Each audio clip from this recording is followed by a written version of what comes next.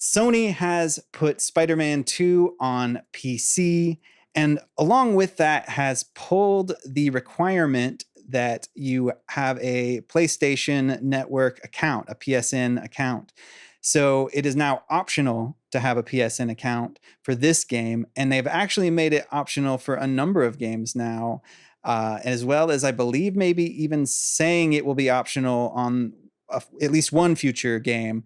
So it is no longer mandatory to have a PSN account to play these games on Steam. However, they have added incentives for you to have a PSN account. Essentially, you get a little cookie. They send you a cookie in the mail. Yeah, like skins and things like that. It you sounds are the like. product. So they're still trying to get people to sign up, right, to be the product, like you said. But at least it's not required, which, especially in single player games, makes sense. And also, it's just annoying whenever you play a game on one, like a Microsoft game on Switch where you have to log into your Microsoft account or Sure. whatever. Sometimes it makes sense, but sometimes it just feels stupid. And this was one of those cases. So I guess this is an improvement. Yeah, this is curious to me. I'm not really sure what Sony's Endgame is with PC, and I'm sure we'll touch on this probably a little bit more in the main topic, but it's like, I always kind of figured that they'd want to launch their own store, their own PC store away from Steam. Like, it's very anti-Sony, like with the way that they usually think to put their games on Steam in the first place, and we'll talk about kind of like what's happened to this console war here, right?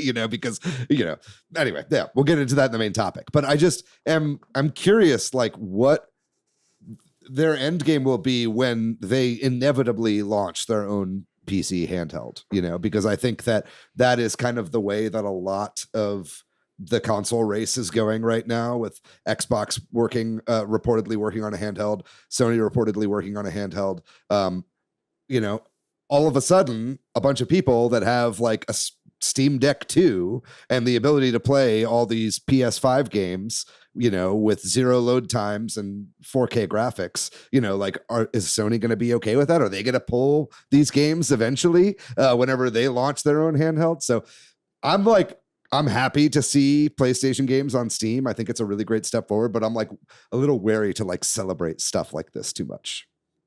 I think I see it as Sony still trying to figure it out themselves. Yeah. And it almost kind of reeks of like throwing shit against the wall to see what sticks. And I do find like I think you mentioned it, Patrick, where you have to log into Microsoft to play their game on the Switch. And I just feel like I'm kind of curmudgeonly when it comes to this, admittedly, and this is going to come out more in the main topic. So I fully acknowledge that. But I just think the whole infrastructure of all of these ways and places to go and to access and to buy and to download and to rent or subscribe to your games is just kind of getting really, really messy. Mm-hmm. And I think that it might be heading towards to say a crash or a bubble bursting is like a cliche phrase, but it feels like something like that might be in the future. On the surface, though, I think it's cool for PC players to be able to finally play Spider-Man 2 a couple years after it came out. The game is awesome. Mm-hmm. I loved it. So it's a great game. So that part's cool. But what is the end game? Like you said, David, I just don't know. And I think Sony's a little bit confused, maybe trying to dance between being the traditional Sony PlayStation brand they've always been, but trying to step into a little bit of what the Microsoft space has been and the Xbox space and the Steam space. So who knows how it'll play out for them. But I think it's a practical decision they've made because of the pushback. And I think you touched on a little bit there, Rob. I have a friend, my friend Brian, who has a PlayStation, and he told me this. He said, I bought Prince of Persia, but it required me to create an Ubisoft account, so I refunded it.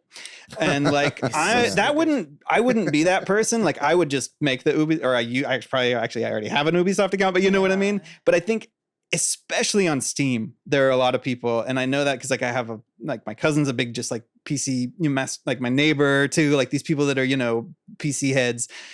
They're like not the kind of people that are going to mess around with that nonsense. They're like, I will just not play that game. There are a million games on Steam, and if I have to create some stupid account, I mean, there are stupider reasons that they will sometimes even not Yeah. I feel like play a popular game, Right. in my opinion. But Yeah. anyway, like Summer, did you have something you want to Well, add? 2 days ago, I downloaded what was it, Train Sim World 5 because it was like being prompted on my Xbox. I was like, yeah, okay, I like trains, and then it immediately wanted me to make an account for a company I've never heard of. I was like, oh fuck that, and I immediately installed it. It's like that's not worth it for a game that I'm just like mildly interested in and just wanted to check out. Nah, get out of here. As a people, aren't we all getting sick of having usernames and passwords for anything? Like, it's obscene what the human footprint has to be nowadays, and it's like there's more of them.